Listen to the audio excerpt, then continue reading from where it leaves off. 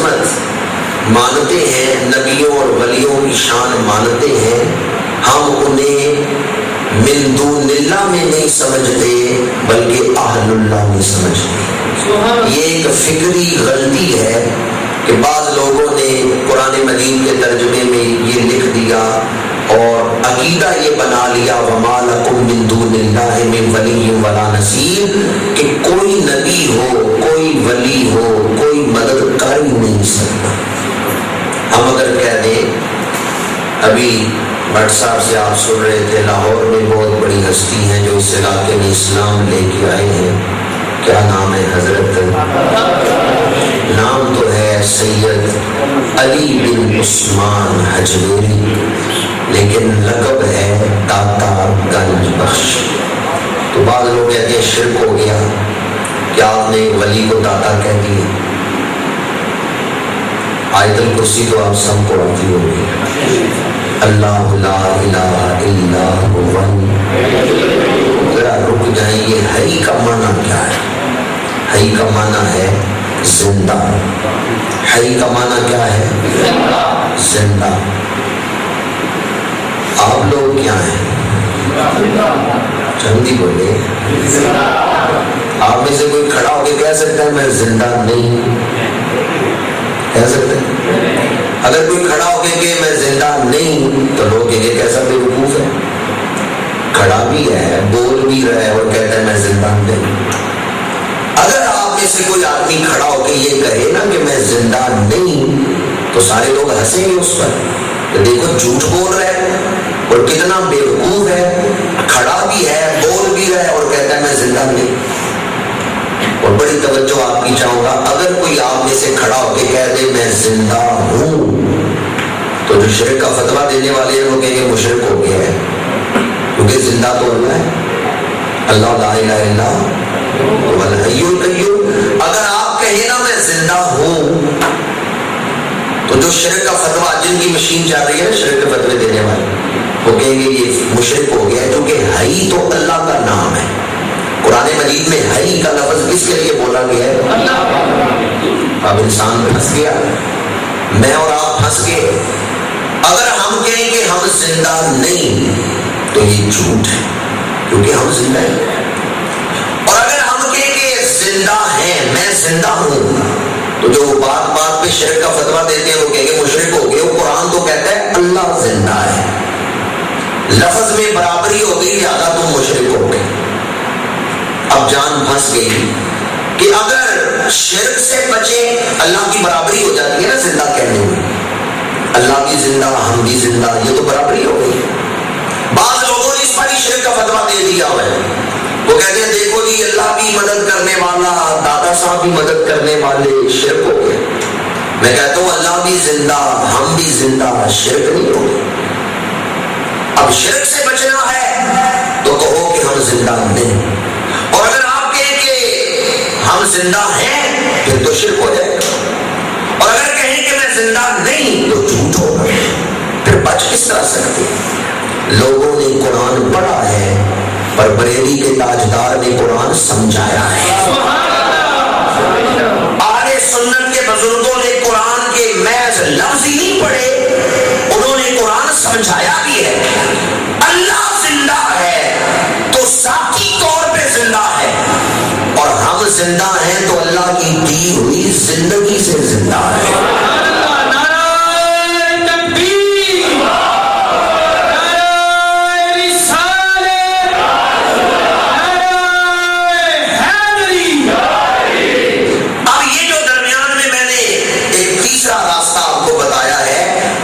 شرک سے بچ گئے اور جھوٹ سے بھی بچ گئے۔ اگر یہ زندہ ہے تو پھر بعض لوگوں کے نزدیک ہم مشرک کہتے ہیں، اگر یہ زندہ نہیں تو پھر جھوٹ ہے۔ تو درمیانی راستہ یہ ہے کہ ہم زندہ ہیں پر ہم اپنی مرضی سے زندہ نہیں، اللہ کی دی ہوئی زندگی سے زندہ ہیں۔ اللہ زندہ ہے تو اپنی ذات سے زندہ ہے، وہ سانس لینے کا محتاج نہیں ہے، وہ ہماری طرح زندگی کے اسباب پر نہیں، بلکہ اللہ الصمد وہ وہ ہر سہارے سے بے نیاز ہے اور ہم سہاروں میں کھڑے ہیں. ہم زندہ ہیں تو اللہ کی دی ہوئی زندگی سے زندہ ہیں. جب یہ فرق آپ کے ذہن میں آ گیا تو اب اگر ہم یہ کہیں اللہ بھی زندہ ہے ہم بھی زندہ ہیں, اس میں شرک اللہ سے برابری نہیں. اسی طرح ہم کہتے ہیں اللہ دینے والا ہے, اللہ حقیقی مدد کرنے والا ہے, پر دادا صاحب کو اس نے طاقت بخشی ہے, روحانیت کی قوت دی ہے, اللہ کی دی ہوئی قوت سے ہی وہ مدد کرتے ہیں. ایک جگہ میں نے اشتہار پڑھا غوث اعظم کانفرنس, نیچے سارے نام جو لکھے ہوئے تھے وہ لوگوں کے تھے جو حضور غوث اعظم کے خلاف تقریریں کرتے. میں حیران ہو گیا, یہ غوث اعظم کانفرنس کر رہے. غور سے دیکھا تو غوث اعظم کے آگے لکھا ہوا تھا جلا جلالہ, یعنی حضور غوث اعظم, یہ لفظ انہوں نے اللہ کے لیے لکھے. اور ساری تقریریں کس بات پر ہوئی؟ تقریریں اس بات پر ہوئی کہ شہنشاہ بغداد کو غوث اعظم کہنا شرک ہے, غوث اعظم تو اللہ ہے. تو جو حضور شہنشاہ بغداد کو غوث اعظم کہتے ہیں وہ مشرک ہے. ساری تقریریں اس پر ہیں. تحریک پاکستان کی قیادت کس نے کی؟ ماشاءاللہ قائد. آپ جانتے ہیں حقیقت میں قائد اعظم کون ہے؟ حضور کی حدیث ہے انا قائد الغر المحجلین. قیامت کے دن حضور کی عادت کریں گے تو نبی بھی پیچھے ہوں گے. جن کے پیچھے نبی چلنے والے ہوں, سب سے بڑے قائد تو قائد اعظم کا مطلب ہے سب سے بڑا قائد. قائد اعظم کے لفظ کا معنی کیا ہے؟ سب سے بڑا. اب اگر کوئی محمد علی جناح کو کہہ دے قائد اعظم تو یہ حضور کی گستاخی تو نہیں کہ حضور کا نام آپ نے محمد علی جناح کو دے دیا. اگر کوئی یہ کہے کہ محمد علی جناح کو قائد اعظم کہنا گستاخی ہے حضور کی, کیونکہ حضور سب سے بڑے قائد ہیں. قیامت کے دن حضور کی اپنی حدیث ہے انا قائد الغر المحجلین, میں قیامت کے دن قیادت کروں گا تو جن کے اعضائے وضو چمک رہے ہوں گے وہ سارے میرے پیچھے ہوں گے. حضرت ابراہیم پیچھے, حضرت موسیٰ پیچھے, حضرت عیسیٰ پیچھے. تو جن کی قیادت, جن کے مقتدی نبی ہوں اور قائد امام الانبیاء ہوں, سب سے بڑے قائد تو ہوں. اور لفظ قائد اعظم کا معنی ہے سب سے بڑا قائد. اس بات سے تو یہ ثابت ہوا کہ محمد علی جناح صاحب کو قائد اعظم کہنا بھی غلط ہے. لیکن آپ لوگ کہیں گے کہ ہم محمد علی جناح صاحب کو جو قائد اعظم کہتے ہیں وہ حضور کے مقابلے میں لاتے تو نہیں کہتے. ہم تو کہتے ہیں جب تحریک پاکستان کا دور تھا اور بھی کئی لوگوں نے قیادت کی, پر وہ سارے قائد محمد علی جناح کے پیچھے جمع ہو گئے. اس لیے ہم محمد علی جناح کو کیا کہتے ہیں؟ اس ذہن سے, اس سوچ کو ذہن میں رکھ کے محمد علی جناح صاحب کو قائد اعظم کہنا غلط نہیں, اس لیے کہ انہوں نے قیادت کی ہے. سارے لوگ مسلمانوں کے پیچھے تھے. اب اگر کوئی یہ سوچ رکھ کے کہ تحریک پاکستان یہ دائرہ ہے, اس دائرے کے اندر محمد علی جناح کے لیے قائد اعظم کا لفظ بولا جائے, اس دائرے کو اگر ذہن میں رکھیں تو پھر محمد علی جناح کے لیے قائد اعظم کا لفظ بولنا غلط نہیں. اسی طرح ہم حضور شہنشاہ بغداد کے لیے غوث اعظم کا لفظ بولتے ہیں تو اس کا مطلب یہ نہیں کہ معاذ اللہ ہم اللہ کے مقابلے میں لا کے کہتے ہیں کہ اللہ سے بھی بڑے فریاد کو پہنچنے والے غوث اعظم نہیں. ہم کہتے ہیں ولیوں میں حضور غوث اعظم بڑے ولی ہیں. غوث ہر زمانے میں ہوئے, پر شہنشاہ بغداد صرف غوث نہیں بلکہ غوث سے ایمان سے بتائیں, جب آپ شہنشاہ بغداد کو غوث اعظم کہتے ہیں تو کیا اللہ کے برابر لاتے ہیں؟ ہم تو نبیوں کے بھی برابر نہیں لاتے, ہم تو صحابہ کے بھی برابر نہیں لاتے. ہم تو کہتے ہیں صرف ولیوں سے زیادہ ہے، صحابہ سے نبیوں کا مقام زیادہ ہے، نبیوں سے رسولوں کا مقام زیادہ ہے، رسولوں میں میرے اور آپ کے آقا کا مقام سب سے زیادہ ہے، اور اللہ کا مقام تو یہ ہے کہ حضور بھی اللہ کے دربار میں پیشانی زمین پہ رکھ دیں۔ ہم کس طرح حضور غوث اعظم کو اللہ کے برابر لا کے یہ لفظ بولتے ہیں؟ ہرگز نہیں۔ ہم تو صرف یہ کہتے ہیں ولیوں میں حضور شہنشاہ بغداد اونچے ولی، تو غوث اعظم کا لفظ ہم بولتے ہیں، غلط فہمی دوسرے لوگوں کو ہے، وہ ہم پہ شرک کی مشین چلا رہے ہیں۔ بڑی آپ کی توجہ چاہوں گا، علامہ ابن کثیر نے لکھا ہے، بڑے مشہور مفسر ہیں، اور ولیوں کا انکار کرنے والے لوگ بھی بڑی جگہ ان کا نام بھی لیتے ہیں۔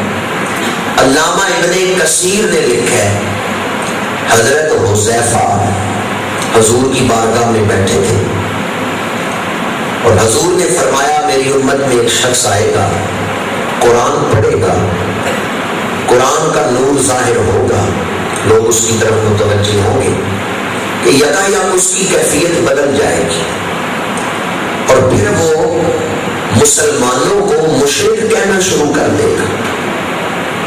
حذیفہ کہتے ہیں یا رسول اللہ کیا وہ مسلمان مشرک نہیں ہوں گے؟ حضور نے فرمایا نہیں، وہ مشرک نہیں ہوں گے بلکہ خود کہنے والا مشرک ہوگا۔ یہ کس نے روایت کی ہے؟ علامہ ابن کثیر نے اس روایت کو نقل کی ہے اور روایت کرتے ہیں حضرت حذیفہ۔ حضور نے فرمایا میری امت میں ایک شخص ہوگا، قرآن پڑھے گا، قرآن کا نور ظاہر ہوگا، لوگ اس کی طرف متوجہ ہوں گے، اور پھر اس کی حالت بدل جائے گی، وہ مسلمانوں کو مشرک کہنا شروع کر دے گا۔ حذیفہ کہتے ہیں یا رسول اللہ جن کو وہ مشرک کہے گا کیا وہ مشرک نہیں ہوں گے؟ حضور نے فرمایا نہیں، وہ مومن مشرک نہیں ہوں گے، وہ میرے امتی مشرک نہیں ہوں گے، ہاں یہ جو مشرک کہہ رہا ہوگا یہ خود مشرک ہوگا۔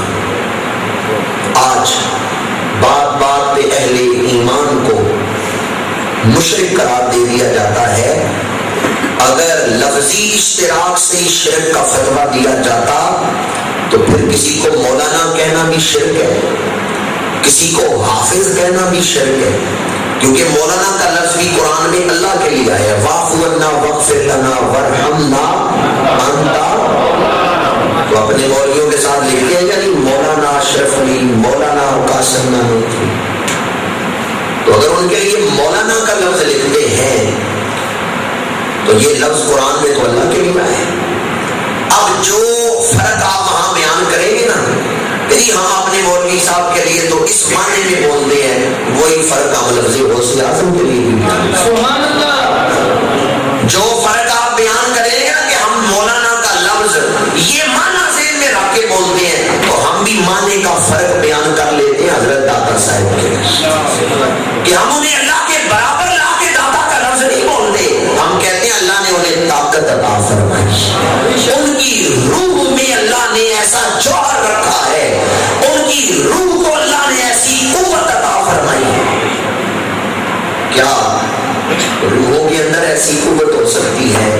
تو یاد رکھیں جس طرح جسم برابر نہیں اس طرح روحیں بھی برابر نہیں۔ بعض جسم بڑے طاقتور ہوتے ہیں، پہلوان رستم، سہراب، اپنے دور میں بہت بڑا نام تھا رستم، سہراب، بڑے بڑے پہلوان ڈرتے تھے ان سے۔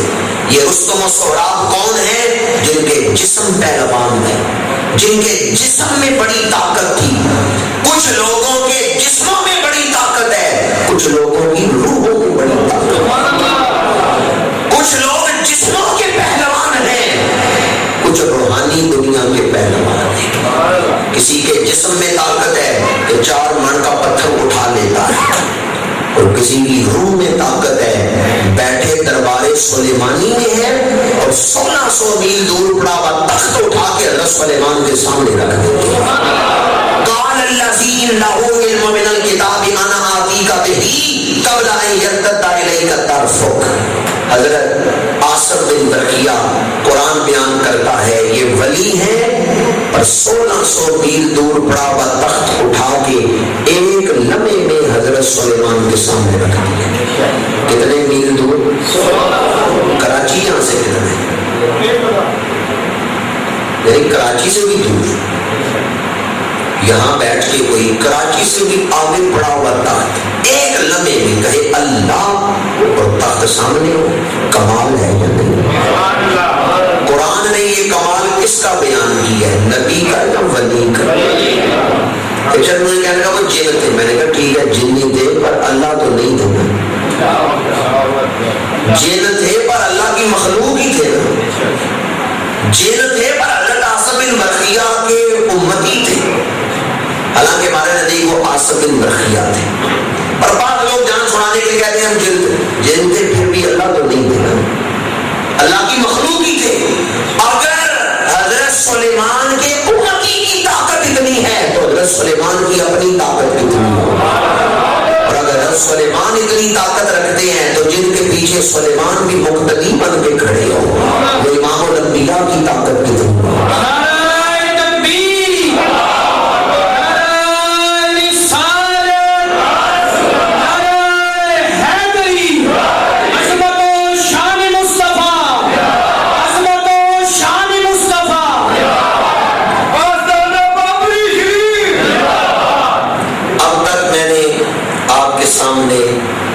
جو دلائل بیان کیے ہیں یا جو پہلو اس موضوع کے بیان کیے ہیں اس میں میرا مطمع نظر یہی ایک بات ہے کہ اہل اللہ اور ہیں غیر اللہ اور ہیں، اور یہ بہت بڑا ظلم ہے اگر اہل اللہ کو بھی غیر اللہ میں شامل کر دیا جائے، یہ بہت بڑا علمی ظلم ہے اگر من لدن اللہ کو من دون اللہ میں شامل کر دیا جائے۔